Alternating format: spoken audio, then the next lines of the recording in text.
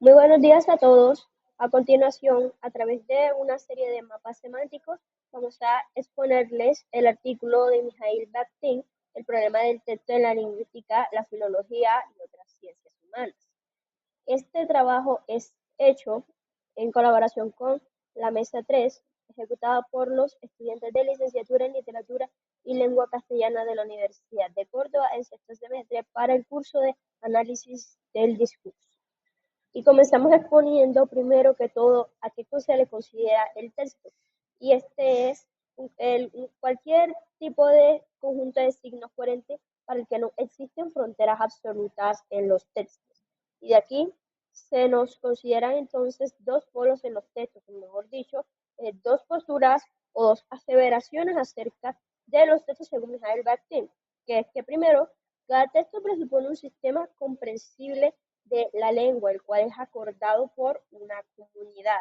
Esto cabe en cuanto al léxico, en cuanto a la gramática específica que se utilice, más allá de solo decir el sistema que se utiliza como el lenguaje. Y aquí también se dice que no pueden existir textos puros, ya que todo texto contiene siempre algo, por ejemplo, de argumentativo, algo de expositivo, algo de algo de artístico, etcétera. O sea, no pueden existir textos puros. El texto es una combinación. Y el otro polo es que cada texto es individual, único e irrepetible. Se dice que todo lo que es reproducible y todo lo que es repetible viene a ser únicamente un medio y un material, y lo que no se quiere es la cosificación del texto como solo eso, ya que Michael Bakhtin plantea que el texto es la única realidad inmediata de pensamiento y de vivencia. El texto es aquel punto de partida para todas las disciplinas y todas las ciencias, en donde si no hay texto, no hay objeto ni para la investigación ni el pensamiento. De esta manera, Mikhail Bakhtin divide a dos clasificaciones del texto: el texto como ejemplo y el texto como enunciado. El texto como ejemplo son todos aquellos textos imaginarios o todos textos construidos por los que para cada texto existe un sistema de lengua detrás.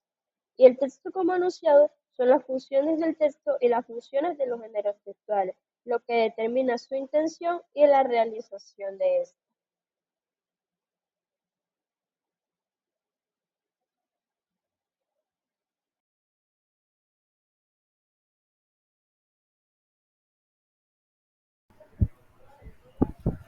Bueno, ahora vamos a hablar sobre el problema de los límites del texto y el texto como enunciado.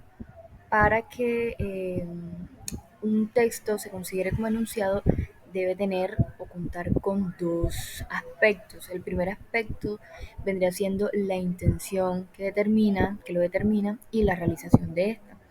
Un ejemplo que se ve en la cotidianidad de esto, que es un error de tipo de enunciación, es el lapsus lingüe.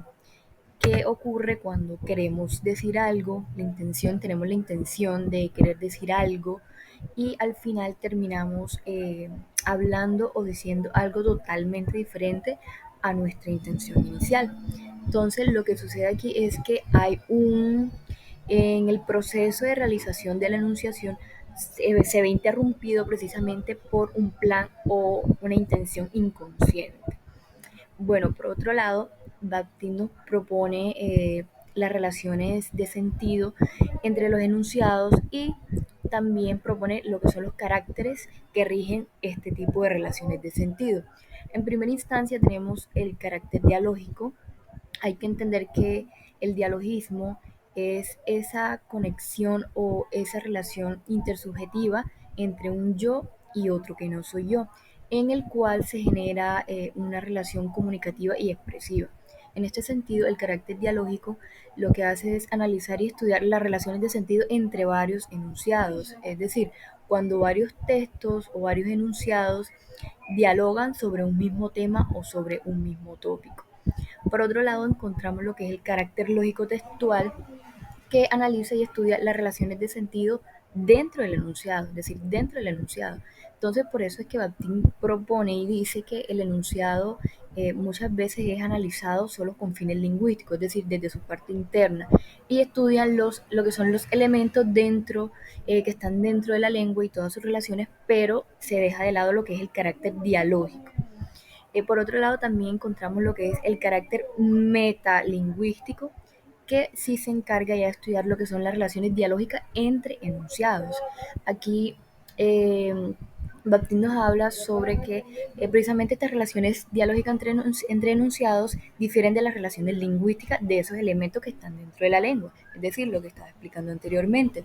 Y también él lo compara con lo que es el enunciado aislado. También es importante decir que Bakhtin propone a modo de anticipación que las fronteras del enunciado se miden precisamente por esas fuerzas metalingüísticas.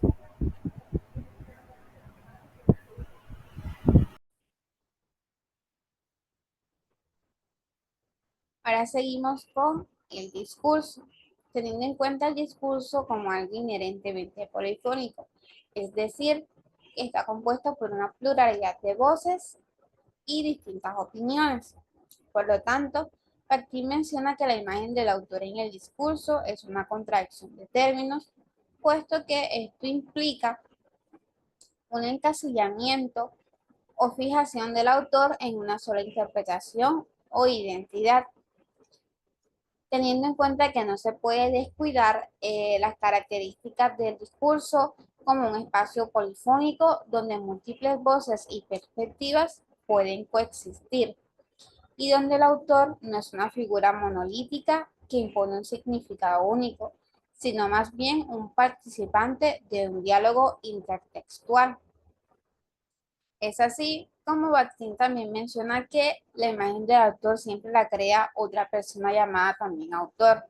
Es decir, él resalta la idea de que la construcción de la imagen del autor es un proceso dialógico y polifónico.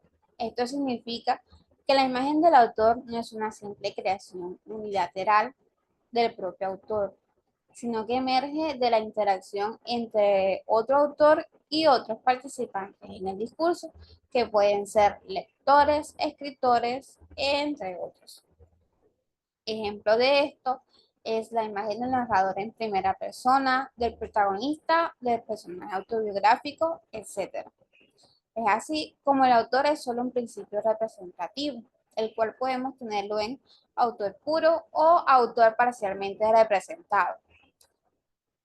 Considerando que el autor puro es concebido como una figura que controla completamente el significado de su obra y cuya intención es la única válida para su interpretación, frente a el autor parcialmente representado, que reconoce la influencia del autor es limitada y que la obra adquiere una vida propia independientemente del autor.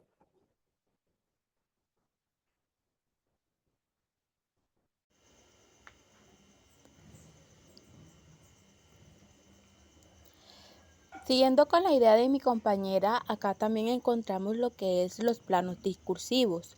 Estos son las diferentes dimensiones o niveles de análisis que se pueden identificar del texto. Entonces, los planos de los personajes y autor pueden entrecruzarse formando relaciones dialógicas. Las relaciones dialógicas son la interacción entre diferentes voces, puntos de vista o perspectivas presentes en el texto. Ya esto, como había mencionado anteriormente, podría ser dialógica, voces, perspectivas, los discursos. Es decir, que las imágenes del autor, los personajes, como tal, comparten estas relaciones. Lo que es el autor participa en una posición real en el diálogo y este es determinado con la relación real de la actualidad.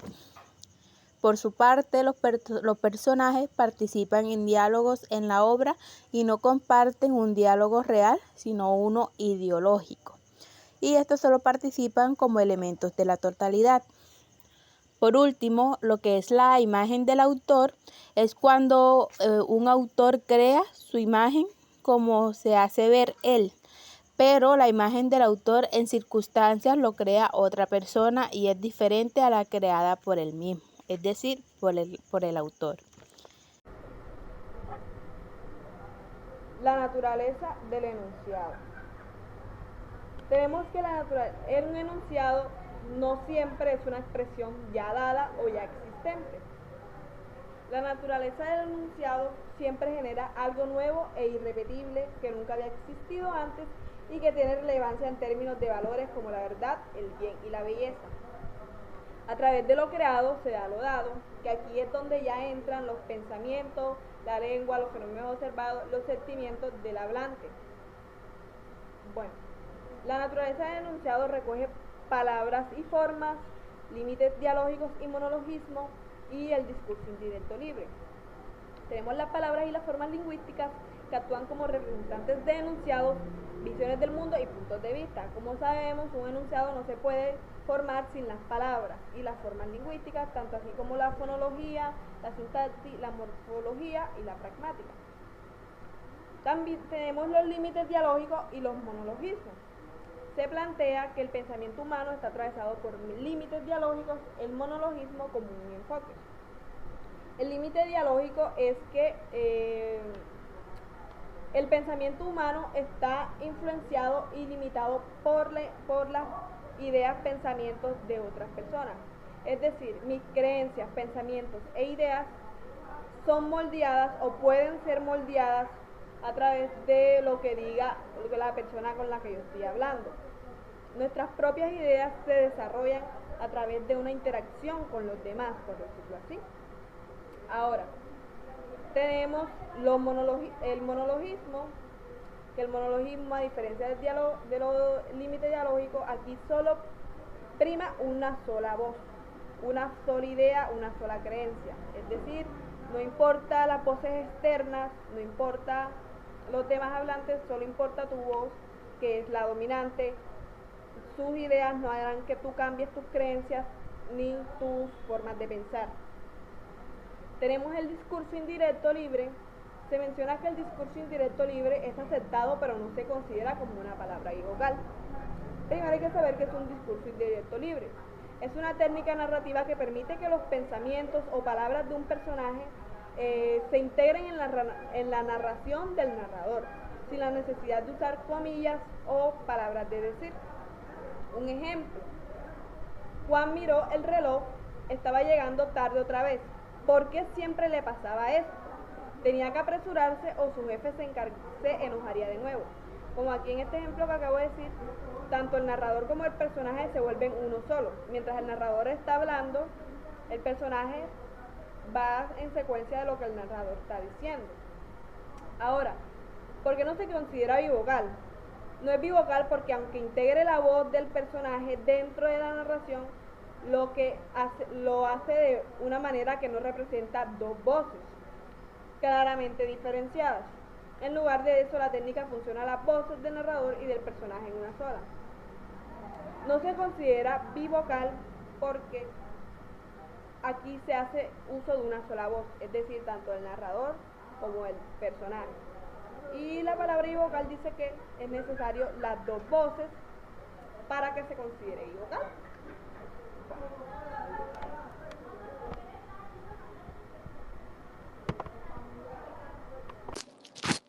Bueno, continuando con lo anterior expuesto, tenemos entonces en ese sentido la cosificación del sentido.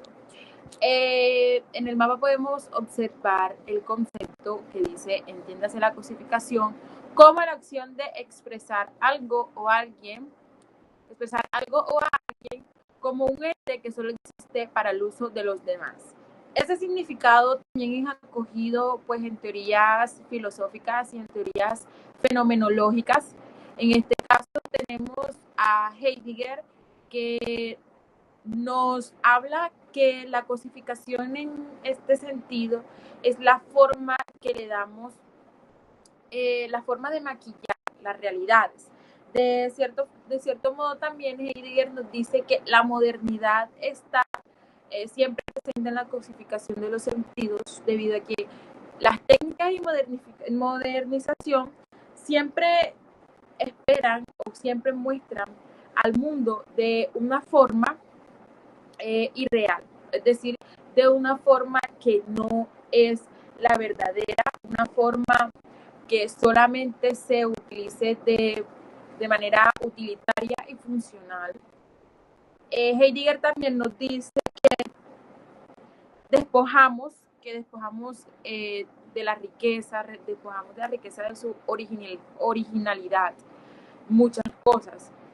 Después de la codificación tenemos aquí que la comprensión de los enunciados implica una interacción de múltiples voces, no una simple transmisión de información, lo que se comentaba anteriormente, que solamente se utiliza una voz y no se utilizan las diversas voces. En este caso, poniendo un ejemplo más específico, solamente se tiene en cuenta un solo pensamiento y dejamos de lado el valor intrínseco de las demás cosas. La cosificación del sentido, también en el documento nos menciona que el dialogismo como debate o como parodia son formas burdas de expresar por ejemplo, las noticias amarillistas que podemos encontrarnos en muchos de los diarios que transmiten información y noticias, siempre intentan como que cubrir el verdadero trasfondo de las cosas y muestran de la manera más utilitaria posible. Como por ejemplo tenemos la mujer que siempre es vista como un objeto sexual, también la desprenden de intrínseco, la cosifican en la publicidad, dándole un valor a veces, muchas veces sexual.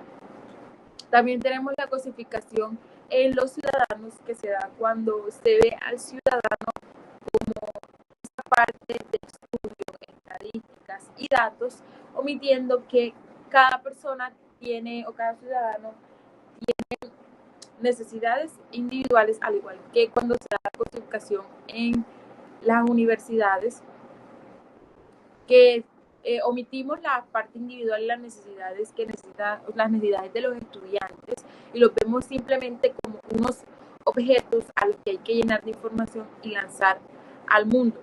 También podemos encontrar la cosificación en el cuerpo humano, que esta se da cuando estamos inmersos en esa realidad poco favorable, más bien es una realidad simulada que utiliza el cuerpo humano y lo muestra de una forma estandarizada, como los estándares de belleza, omitiendo también muchas cosas que son reales, en este caso del cuerpo. También tenemos en la publicidad la cosificación en el trabajo, que muchas veces en el trabajo también no se ven a los empleados como esos objetos que tienen que cumplir ciertas metas, ciertos retos, también omitiendo las necesidades individuales y en este caso la autonomía, la capacidad de resolución de problemas, la eficiencia y eficacia de pronto que tiene dentro de, que desempeña dentro de su papel laboral, dentro de su cargo. Y para concluir, tenemos entonces que la cosificación, volviendo a la idea principalmente planteada, la cosificación es el acto de despojar de valores intrínsecos esas cosas, esos objetos, para darles un valor netamente utilitario y funcional. Citando una parte de un documento, también tengo otro término, otro concepto que dice: este término está influenciado por teorías y fenomenológicas, como mencionan principalmente. Heidegger habla de cómo la técnica y la modernidad tienden a ver el mundo, en este caso la cosificación tiende a ver al mundo y las experiencias humanas en términos funcionales. Según Bakhtin, la palabra es una unidad fundamental del lenguaje que refleja la interacción social y cultural entre individuos.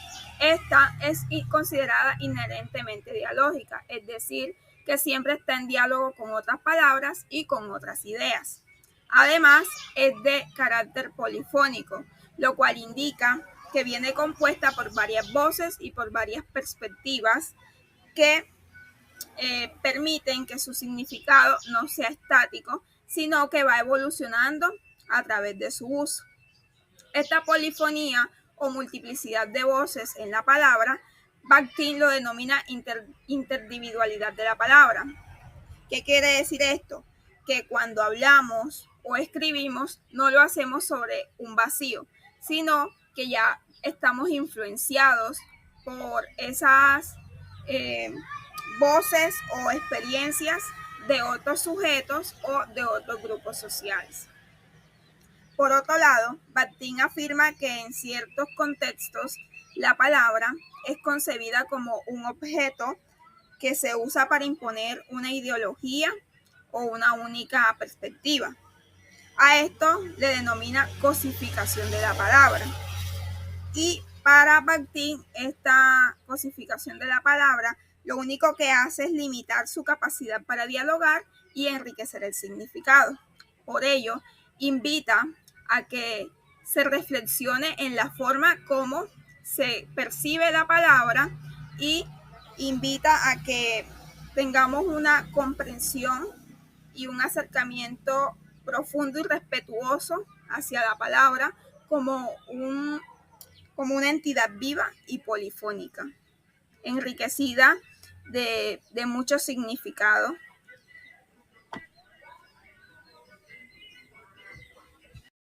Bueno, pues yo les voy a hablar del naturalismo y su enfoque inductivo. Bueno, el naturalismo, según el texto, es una forma de concebir al hombre, o sea, de cosificarlo, lo que está explicando anteriormente las compañeras. En otras palabras, esta cosificación, este naturalismo se convierte en una forma de explicar las acciones e ideas del hombre. Pero este naturalismo se convierte en una visión reduccionista del ser humano, lo que lo convierte en pocas palabras en un objeto de estudio que deja de lado muchas cosas del ser humano, en pocas palabras su complejidad, sus facultades. En contraposición al naturalismo, el texto nos propone lo que vendría siendo la visión dialógica de Dostoyevsky. ¿Y en qué se basa esta visión dialógica? Extrapolándonos un poco del texto, se basa en lo que vendría siendo el dialogismo, que según Bakhtin es una forma de concebir la realidad, cómo se crea la realidad. Este dice que esta es construida por medio de interacciones y de interacciones múltiples. El dialogismo deja ver más lo que vendrían siendo las facultades y las dinámicas sociales y culturales de los seres humanos. Esto en los textos se refleja en que los personajes no son simples objetos, sino que son sujetos de sus propias ideas conscientes, de sus pensamientos, sentimientos y motivaciones. Y esto nos sirve como punto de vista para entender más la complejidad del ser humano. Bueno, continuando con la exposición nos encontramos con la obra literaria. Dentro de la obra literaria encontraremos lo que es el discurso indirecto libre.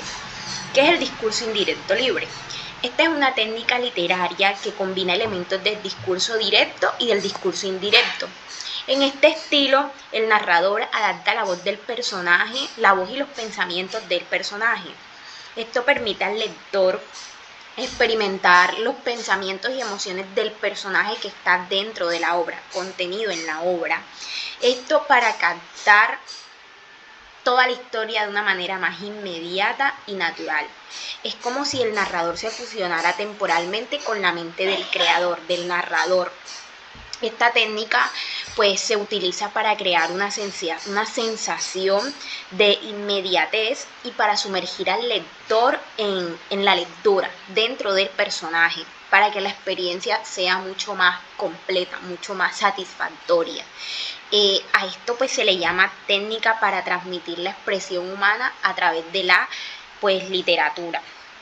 Bueno, también tenemos que el discurso indirecto libre pues es aceptado, pero no se considera como una palabra bivocal. Esto implica que se reconoce la existencia de múltiples voces en el enunciado, pero no se aborda adecuadamente desde una perspectiva dialógica.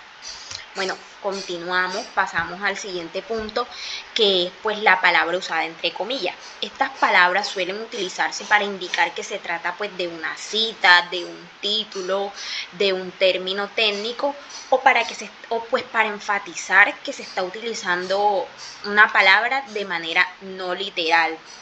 Esto quiere decir que pues se toma en el texto, dentro del texto se toma la palabra del otro, pues para llamar la atención sobre una frase o palabra importante que destaque. Un ejemplo de esto es cuando decimos, Camilo dijo que Laura era muy bonita. Camilo dijo que Laura era muy bonita. Con las comillas estamos explicando que fue algo que tomamos, es la palabra que tomamos de otro y pues la estamos nosotros citando tal cual como él lo dijo. Las comillas pues también se pueden utilizar para poner en duda algo. Esto pues no está, en términos de ortografía, no está como que es así calificado, pero es algo que se ha convencionalizado mucho entre nosotros y es para poner en duda algo. Por ejemplo, cuando decimos, María dijo que Pedro era muy simpático. Cuando hacemos este signo, que es la comilla, en la palabra simpático, estamos haciendo referencia a que ponemos en duda. Nosotros dudamos de que eso sea verdad. No, pues puede ser en un tono sarcástico o algo así. Entonces pues ya tenemos lo que es el discurso indirecto libre y la palabra usada entre comillas. Continuamos con el siguiente punto.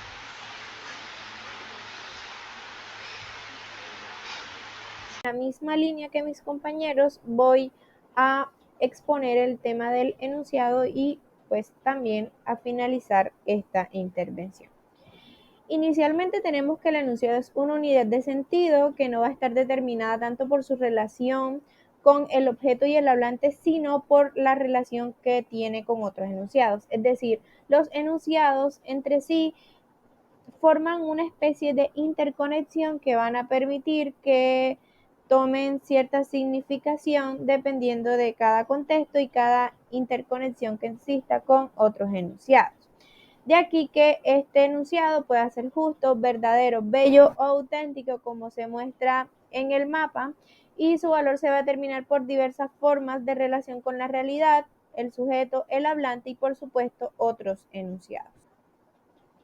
De aquí se deriva la lengua y el enunciado, como podemos ver en la imagen en el recuadro azul. La comprensión de la lengua y el enunciado posee una valoración puesto que éstas incluyen una respuesta.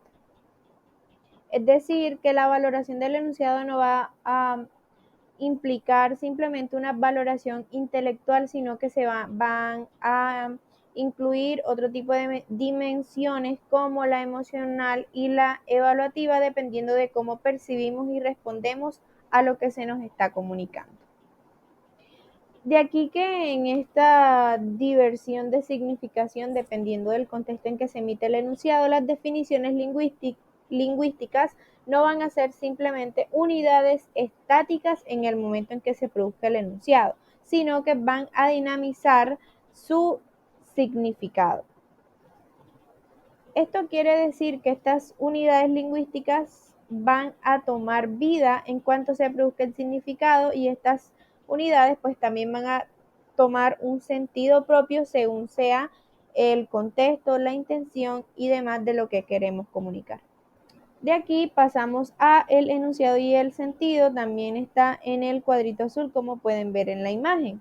El enunciado completo es una unidad de comunicación discursiva que no posee significado sino sentido, es decir, que no es algo estático que está ahí y ya, es algo que es dinámico, que toma diferentes sentidos dependiendo del contexto, la intención comunicativa y la interconexión entre los hablantes y con otros enunciados, como se mencionó al principio. Es por ello que los enunciados no pueden ser comprendidos desde afuera, porque pues una persona que no sepa el contexto de la situación en la que estamos hablando, ni nuestros pensamientos como visiones o intenciones, le va a quedar muy difícil desentrañar en realidad cuáles son las intenciones comunicativas de nosotros hacia el receptor. Por ello se dice que los enunciados exigen una comprensión dialógica, es decir, tener en cuenta todos los factores externos que pueden intervenir en la producción y emisión del enunciado. Por ello, ya para finalizar, podemos decir que todos los enunciados siempre tienen un destinatario y que la comprensión está mediatizada por el emisor. Uno en muchas ocasiones sabe lo que va a responder la persona, o también uno lleva a la persona a lo que uno quiere que le responda o a lo que uno quiere escuchar.